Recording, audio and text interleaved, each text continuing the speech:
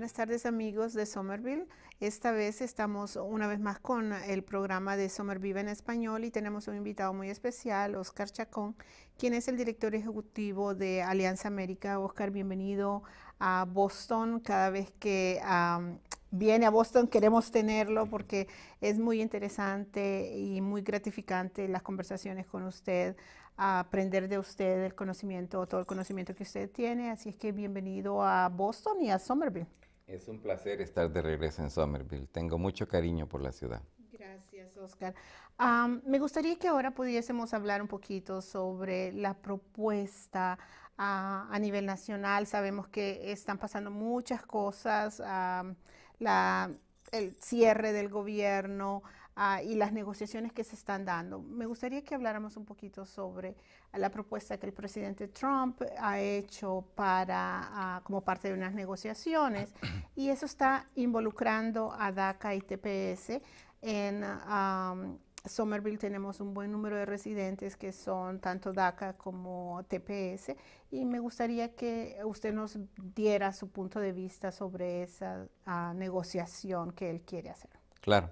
Bueno, como quizás todos saben, el pasado domingo, si no me equivoco, era, ¿qué? Se me escapa la fecha de momento, pero el pasado sábado, el presidente hasta cierto punto sorprendió con un anuncio, en su opinión, dirigido a presentar una propuesta, al menos de forma conceptual, de cómo llegar a un fin del cierre parcial del gobierno, que es un cierre parcial que sucede a razón de la insistencia del presidente de querer obtener 5.700 millones de dólares del dinero de los contribuyentes tributarios para supuestamente construir, ¿verdad?, el muro fronterizo.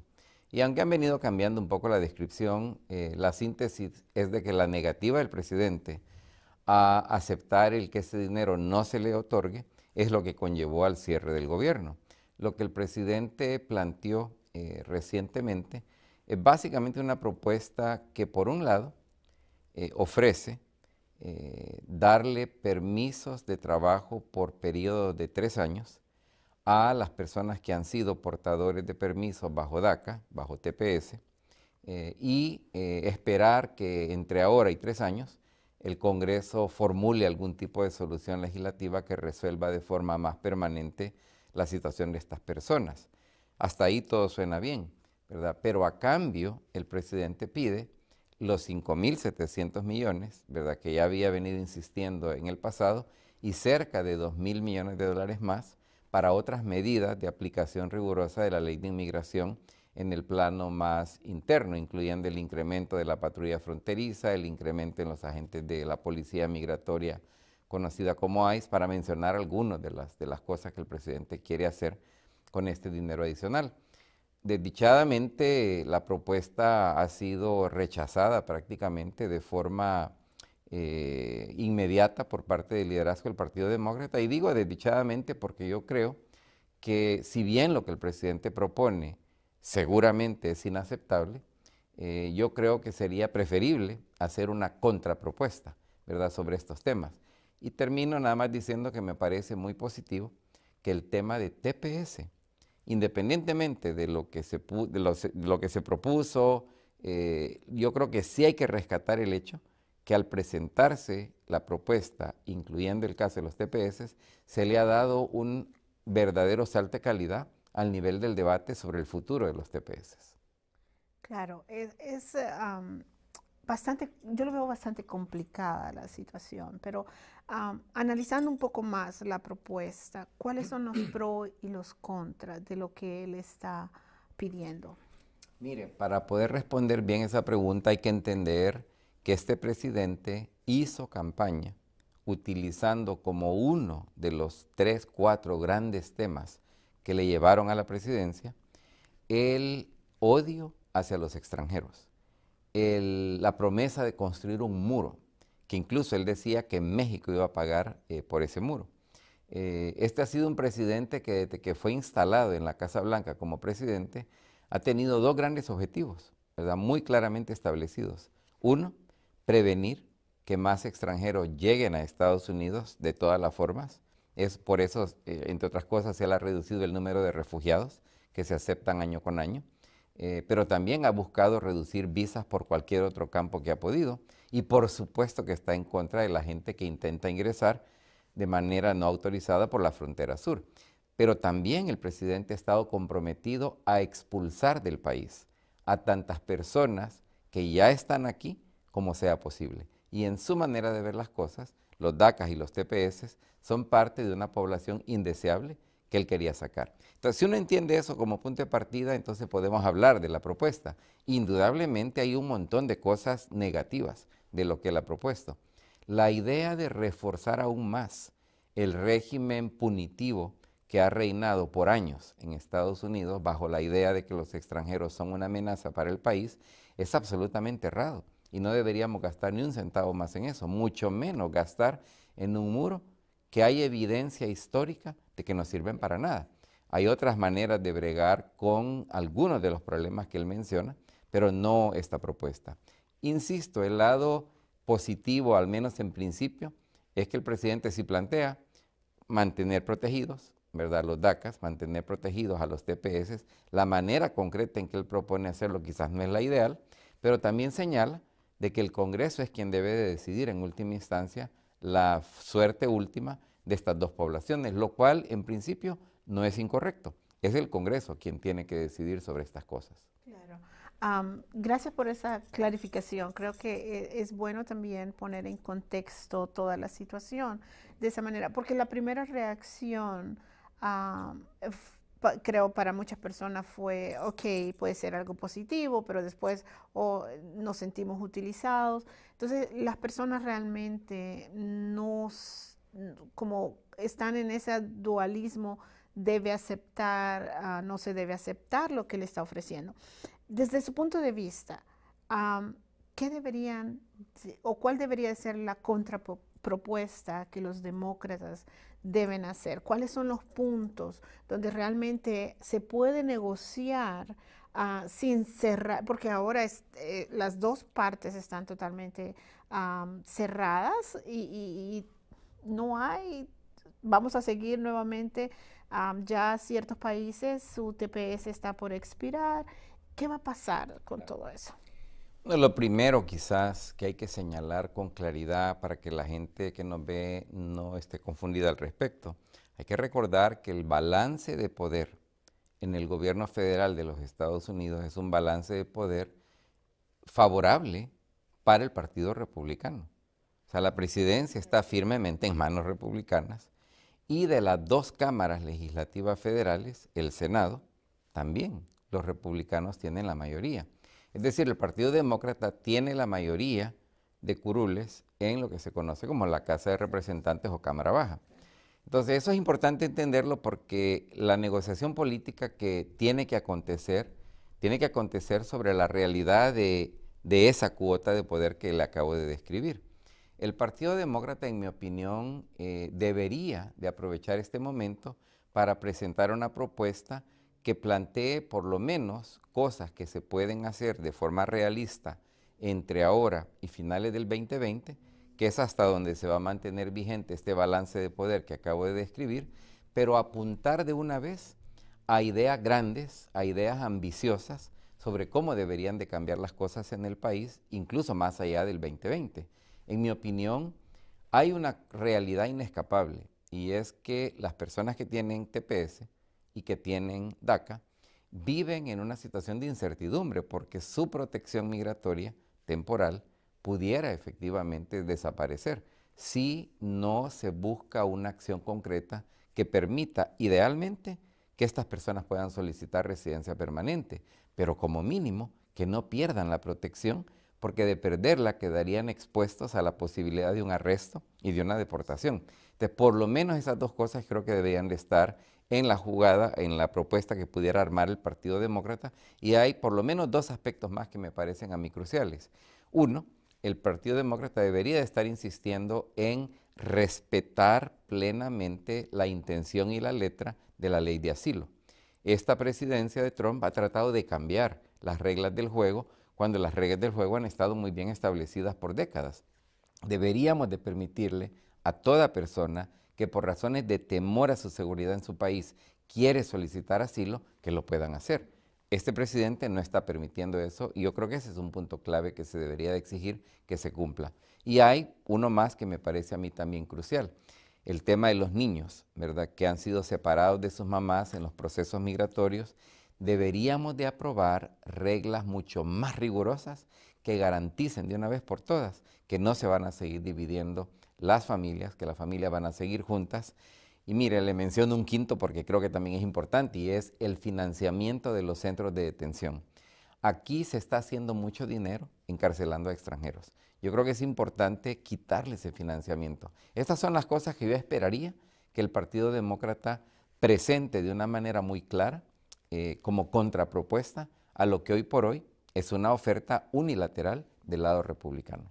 ¿Cuál es su sentir sobre, y sabemos que estamos opuestos a la pared, pero él va a seguir fijo, es una fijación que él tiene, claro. Él quiere la pared. Si los demócratas lograran esa contrapropuesta, ¿deberían aceptar la creación de la famosa pared? Mire, yo creo que ese es el dilema más grave que enfrenta el Partido Demócrata, porque cualquier persona que ha estudiado el tema de la política fronteriza de Estados Unidos a lo largo de los últimos 35 años y que tiene los pies bien parados en la realidad, le va a decir, mire, ese es un llano desperdicio, ¿verdad? Hay un congresista republicano, William Hurt, ¿verdad?, de Texas, que es el congresista del distrito con la más larga trayectoria de frontera, que está de acuerdo con lo que acabo de decir, que está de acuerdo con que es un verdadero disparate estar proponiendo una pared. Sin embargo, usted dijo algo importante, el presidente está absolutamente obsesionado con ese tema. Entonces yo creo que va a ser bien difícil imaginar una solución tan irracional como suene, que no implique conceder algo que le permita al presidente por lo menos dar la impresión que ganó algo de lo que él quería. Y esta es la parte difícil ciertamente para el Partido Demócrata, porque ellos han dicho claramente que no quieren dar ni un centavo, ni un dólar, ni un centavo, literalmente hablando, fue lo que dijo Nancy Pelosi, para un tal muro. Y yo creo que ahí va a estar uno de los escollos más difíciles de superar. Ahí hay un impasse. Oscar, otra pregunta que está en mi cabeza y hablamos temprano, tuvimos la oportunidad de hablar un poco, es cuáles son los próximos pasos, qué podemos hacer nosotros como comunidad, independientemente si somos TPS o somos DACA o no tenemos un estatus regular en este país, ¿qué podemos hacer nosotros? Porque hay mucha gente que tal vez quiere actuar, pero no encuentra el mecanismo. ¿Qué influencia podemos tener? Mire, yo en eso siempre le digo a la gente que me pregunta, no se conforme, no se quede siendo un espectador de lo que está pasando. Tome un rol más activo, ¿verdad? Busque organizaciones, en este caso la misma ciudad de Summerville, por ser una ciudad santuario, es de hecho una plataforma importante. Busquen los contactos, incluyendo usted misma en la ciudad, para ver de qué manera se puede comenzar a hacer acción de grupo, acción conjunta. Y mira, hay cosas muy sencillas. Hoy, en este momento, yo lo dije hace un ratito, que el anuncio del presidente que incluía el tema del TPS ha ubicado el tema en una palestra que no ha estado. Pero para que lo mantengamos ahí y podamos hacer incidencia eficaz, ¿verdad?, sobre este tema, hay una cosa que se necesitan y son más recursos financieros. Hay alrededor de 320,000 personas que son TPS y alrededor de 700,000 personas que son DACAs. Mire, si cada una de estas personas aportara $1, $5, $10 mensual para ayudar a financiar una campaña potente, una campaña vigorosa, que nos permite ir a iglesias, que nos permite ir a universidades, que nos permite ir a los distritos de muchos legisladores republicanos, no tanto en Massachusetts, pero en otros estados.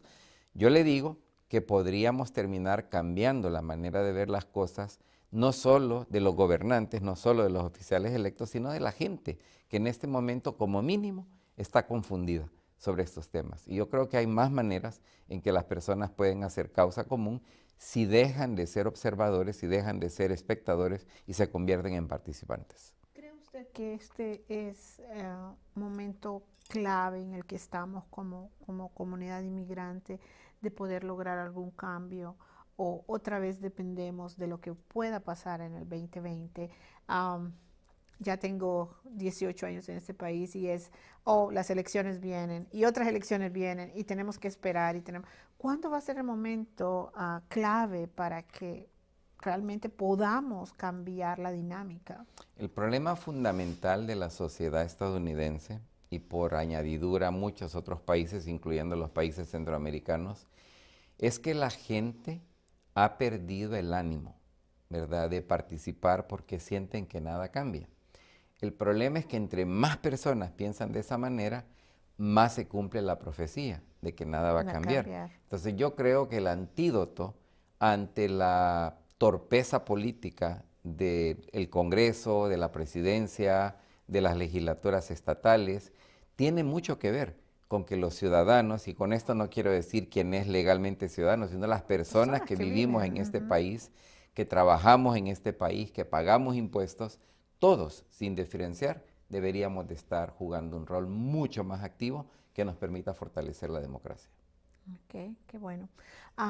Regresando al muro, ¿cree usted que realmente el tener un muro va a detener la inmigración que estamos afrontando cuando sabemos que las causas son profundas? Absolutamente no. O sea, la construcción de un muro es simple y sencillamente absurda. O sea, un muro es una solución del tercer siglo para un problema, un desafío de la realidad del siglo XXI. Lo que necesitamos es entender de una vez por todas que vivimos en un vecindario global, que vivimos en un vecindario regional, y siempre y cuando la casa del vecino se esté quemando, los vecinos van a venir a buscar refugio a mi casa. Esa es parte de la realidad en la que ahora vivimos, y un mucho mejor uso de los recursos financieros que se quisieran invertir en una locura como un muro, se debería invertir en cambiar de forma radical la manera en que Estados Unidos ha venido jugando un rol en nuestros países.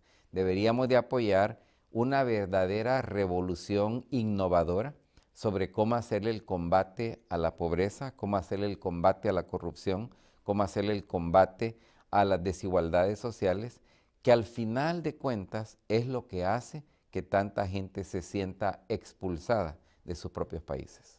Claro.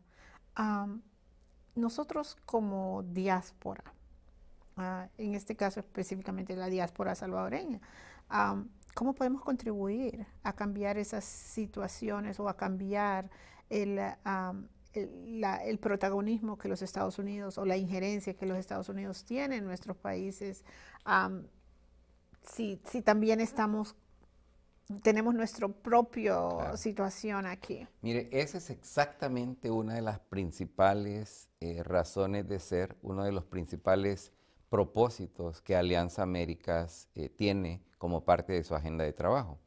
Nosotros creemos que los salvadoreños, los guatemaltecos, los hondureños, los mexicanos, los latinoamericanos que vivimos en Estados Unidos, que por si no sabía, estamos ya más o menos a 23 millones de personas latinoamericanas que vivimos en Estados Unidos de América, nosotros tenemos un potencial enorme de ser agentes de cambio aquí en Estados Unidos, pero también agentes de cambio en nuestro propio país. Y una manera bien concreta de hacerlo es tomando un rol mucho más activo, proponiendo cambios específicos que debería de tener la política exterior de Estados Unidos en nuestros países. Y por supuesto involucrarnos también con la realidad política de nuestros propios países, de manera que seamos mucho más exigentes de quien sea que esté en el gobierno en nuestros países, para que tomen cartas eficaces de acción que permitan superar los problemas viejos y los problemas nuevos que tenemos, que siguen haciendo que la gente se vea forzada a salir de su país, lo cual es siempre un acto doloroso. Claro, claro. Y Somerville está sintiendo ese impacto también.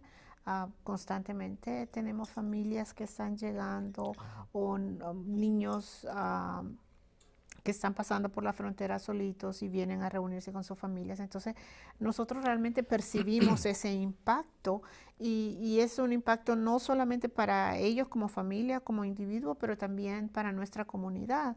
Y creo que tenemos la capacidad de poder ayudarles, apoyarles y facilitarles un poco el camino, pero es un reto para cualquier individuo dejar su país, dejar todo lo que lo ata a uno allá, venir a un nuevo país. Y si vienen unas circunstancias que vienen huyendo de pobreza, de violencia, cualquiera que sea la circunstancia, es difícil. Gracias, Oscar. Pero me gustaría, no sé, si usted quiere enviar un mensaje para los residentes de Summerville, especialmente los de habla hispana. ¿Qué podemos esperar próximamente? ¿Y cómo podemos involucrarnos? Ya nos mencionó usted, debemos estar más activos, pero creo que reforzar eso sería importante. Mira, lo más importante es que reconozcamos que de lamentarnos y quedarnos solitos, aislados, consumiéndonos con nuestras penas, no vamos a arreglar nada, ¿verdad? Vamos a seguir como estamos. Es importante también tomar una actitud diferente ante el desánimo que con frecuencia nos llena y que nos hace precisamente ser personas no involucradas, personas no verdaderamente comprometidas con gestar cambio. Yo creo que esa actitud derrotista que con frecuencia nos invade, solamente la vamos a cambiar si cada una de las personas que nos ven, que nos escuchan, realmente se preguntan, bueno, ¿y realmente yo qué puedo hacer? Y no quedarse ahí, sino buscar con comunidades como Summerville, incluyendo el mismo gobierno, pero también organizaciones de sociedad civil aquí en Summerville, que están interesadas en que haya más involucramiento ciudadano, a salir, insisto, de esta condición de ser lamentablemente observadores pasivos que simplemente recibimos las consecuencias adversas de la acción equivocada o la falta de acción. Está un grupo también de personas que porque no son TPS o DACA sienten que no les está afectando, pero siempre de una o de otra forma, directa o indirectamente, también son afectadas. Y yo creo que necesitamos en este momento unificarnos.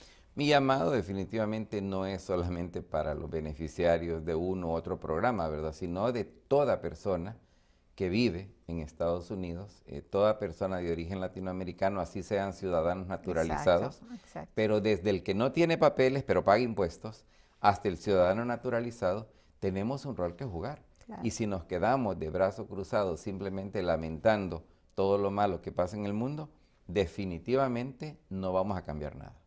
O tratando de negar a veces la realidad, ¿no? Peor Porque, aún, exacto. sin duda alguna. Porque también a veces tenemos esa tendencia a negar la realidad. Sí. Bueno, Oscar, muchísimas gracias. Ha sido un placer tenerlo aquí con nosotros. Esperamos que pueda volver pronto. Ya sabe, siempre es bienvenido a Summerville. Muchas gracias. Y esperamos contar con usted nuevamente. Aquí estaremos. Thank you. Yo creo que no les...